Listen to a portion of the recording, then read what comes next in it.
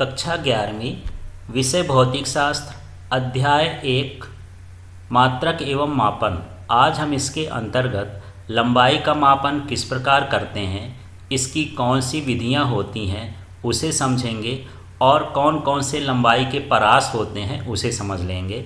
तो चलिए सबसे पहले समझते हैं कि लंबाई के मापन के लिए दो विधियां होती हैं, एक है प्रत्यक्ष विधि और एक होती है अप्रत्यक्ष विधि। प्रत्यक्ष विधि में हम कुछ यंत्रों का उपयोग करके किसी वस्तु की लंबाई का मापन कर लेते हैं, जैसे मीटर स्केल। स्केल का नाम तो सुने होंगे, सभी लोग लगाते भी होंगे, अपने कंपास में रहता है। इस स्केल की सहायता से भी हम लंबाई का मापन कर लेते हैं। वर्नियर कैलिपर, ये वर्नियर कैलिपर जनरली लैब में होता है, ये किसी चीज़ की मोटाई का मापन कर लेता है। फिर पेच मापी है, गोलाई मापी है। इस तरह से हम छोटे से छोटे और मोटे से मोटे चीज़ की लंबाई, चौड़ाई, ऊंचाई को माप सकते हैं। तो जब हम प्रत्यक्ष यंत्रों से मापते हैं तो इसे हम प्रत्यक्ष विधियां कहते हैं। अब अप्रत्यक्ष विधियों को समझते हैं।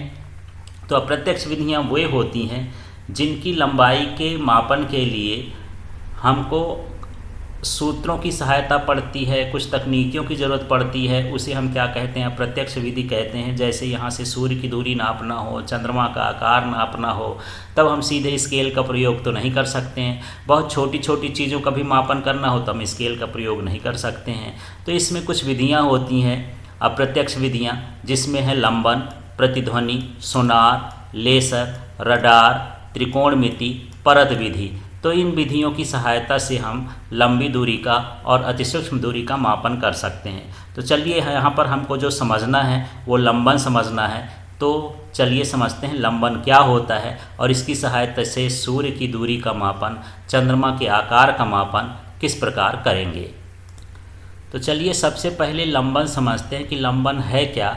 इसके लिए आपको एक प्रैक्टिकल करना होगा। आप दीवार में एक लाइन खींच लीजिए, एक पेन ले लीजिए और कुछ दूर खड़े हो जाइए। तो ये पेन ये सामने रख लीजिए, एक आँख के सामने, और दूसरी आँख को आपको बंद करना है। इसको ऐसे रखना है कि ये दिखाई ना दे। अब क्या करना है, पेन नहीं हटाना है, पेन वहीं का वहीं रखना है। इस आँख को आपको बंद कर लेना है और इस आँख को खोल लेना है। जैसे आप खोलेंगे तो आपको ये दिखाई देने लगेगी। अभी तो ये दिखाई नहीं दे रही थी इस आँख से, लेकिन इस आँख से क्या होने लगी, दिखाई देने लगी। अब इस पेन को आप ऐसे खिसकाओ कि फिर से ये दिखाई ना दे। तो ये जो पेन यहाँ तक आती है तो फिर से दिखाई नहीं देती है। ये थोड़ा सा आश्चर्य वाली बात है। आप देखेंगे तो थोड़ा अजूबा लगेगा कि यार अलग अलग आँखों से वस्तु अलग अलग जगह पर कैसे दिखाई दे सकती है, लेकिन ये होता है क्योंकि दोनों वस्तुएं मिलकर के एक फोकस बनाती हैं। अलग अलग होने पर ये अलग अलग फोकस बनाती हैं। तो ये जो वस्तुओं में विस्थापन होता है, अपेक्षित विस्थापन होता है, इसे ही हम क्या कहते हैं, लंबन कहते हैं। तो चलिए अब लंबन को समझते हैं। परिभाषा क्या है, किसी दूरस्थ वस्तु को दो अलग अलग बिंदुओं से देखने पर, जैसे आपने दीवार पर एक लाइन खींच दी थी और दो अलग अलग बिंदुओं से, मतलब एक बार एक आंख से देखे, एक बार दूसरी आंख से देखे, तो वस्तु के बीच जो अपेक्षित विस्थापन होता है उसे ही क्या कहते हैं, लंबन कहते हैं। तो परिभाषा दोबारा सुन लीजिए। किसी दूरस्थ वस्तु को दो अलग अलग बिंदुओं से देखने पर वस्तु के आपेक्षिक विस्थापन को लंबन कहते हैं। दृष्टि रेखाओं के बीच बने कोण को लंबन कोण कहते हैं। अभी हम देखें, एक लाइन यहाँ खींचे थे, फिर यहाँ पर पेन रखे थे, फिर दूसरी बार पेन यहाँ रखे थे। तो इन दृष्टि रेखाओं के बीच जो कोण यहाँ पर बनता है उसे क्या कहते हैं, लंबन कोण कहते हैं। और ये जो दो बिंदुओं के बीच की दूरी होती है उसे हम क्या कहते हैं, लंबन का आधार कहते हैं। अब यहाँ पर ये लंबन से फ़ायदा क्या है यार, पैरेलैक्स मेथड किसके काम आती है।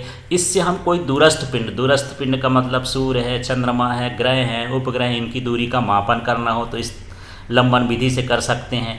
फिर किसी वस्तु का आकार मापना हो, जैसे बड़ी बड़ी वस्तुएं हैं, चंद्रमा है, सूर्य है, दूरस्थ पिंड है, खगोलीय पिंड है, इन पिंडों का आकार का मापन करना हो तो लंबन विधि से हम कर सकते हैं। अब कैसे कैसे करेंगे, चलिए इसको उदाहरण सहित समझते हैं। चलिए यहाँ देखते हैं लंबन विधि से पृथ्वी से सूर्य की दूरी का मापन हम कैसे करेंगे।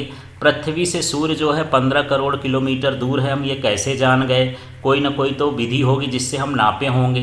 तो ये नापने का तरीका क्या था, लंबन विधि था। तो इसमें हम क्या करते हैं, पृथ्वी में किसी एक बिंदु से हम ये सूर्य को देखते हैं, जो एस लिखा है ये सूर्य है और ये वाली पृथ्वी है। फिर इसके बाद हम इसको दूसरे बिंदु से देखते हैं, ये कोण का मापन कर लेते हैं, इसकी ये आधार का मापन कर लेते हैं। और यदि हम दो चीज़ें हमको मिल जाती हैं तो एक सूत्र होता है कोण बराबर चाप बटे त्रिज्या। पिछली कक्षाओं में पढ़े होंगे 10वीं में, दोबारा से सुन लीजिए, कोण बराबर चाप बटे त्रिज्या। तो ये हो गया, ये कोण हो गया, ये चाप हो गया, ये त्रिज्या हो गई।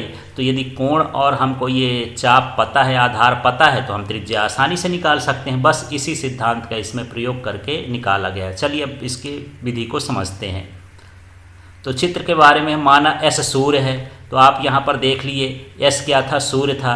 पृथ्वी पर स्थित किन्हों दो बिंदु ए और बी से इसे देखते हैं, जिसमें ए बी बराबर बी चाप है, जिसका केंद्र यस है, त्रिज्या डी है और लंबन कोण थीटा है। तो यही चीज़ जो इस चित्र में दिख रहा है वही हमको यहाँ पर बोलना है कि यस एक सूर्य है, इसके पृथ्वी के स्थित ए बिंदु से और बी बिंदु से देखते हैं, यस को केंद्र मानते हैं, डी को त्रिज्या मानते हैं और इस बी को चाप मानते हैं, इसे लंबन कोण मानते हैं। और यही चीज़ यहाँ पर नीचे लिखा गया है। तो अल्प कोण के लिए सूत्र होता है कोण बराबर चाप बटे त्रिज्या। इसी सूत्र का उपयोग करते हैं। तो कोण की जगह कोण क्या लिखा है, थीटा, चाप का मान क्या था, बी था और त्रिज्या का मान क्या था, डी था।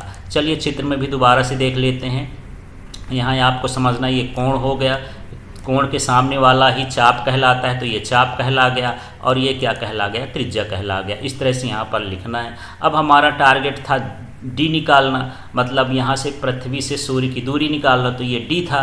तो डी को हम यहाँ पर पक्षांतर करेंगे तो इस तरह से डी बराबर बी अपॉन थीटा हो जाएगा। अब बी अपॉन थीटा आ गया तो बी का मान हमको पता रहेगा, थीटा का मान पता रहेगा, तो डी का मान ज्ञात कर लेंगे। तो डी क्या है, डी पृथ्वी से सूर्य के बीच की दूरी है। इस तरह से हम सूर्य, ग्रह, उपग्रह या अन्य खगोलीय पिंड की दूरी का मापन कर सकते हैं। चलिए बात करते हैं कि लंबन विधि से चंद्रमा के आकार का मापन कैसे किया जा सकता है। तो यहाँ पर लंबन विधि अभी समझ ली हैं आप। ये ई का मतलब यहाँ पर पृथ्वी है, तो पृथ्वी से पहले हम चंद्रमा के एक सिरे को देखते हैं, फिर इसी बिंदु से हम इसके दूसरे सिरे को देखते हैं।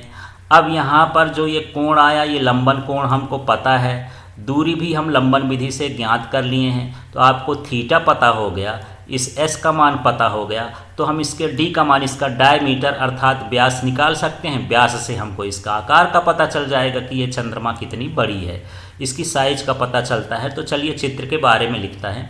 माना पृथ्वी के किसी बिंदु ई से, ये देख लीजिए पृथ्वी पर कोई बिंदु क्या है, ई से चंद्रमा के व्यास के दो बिंदु ए और बी को देखते हैं। इसके व्यास के ए बिंदु को देखते हैं और बी बिंदु को देखते हैं।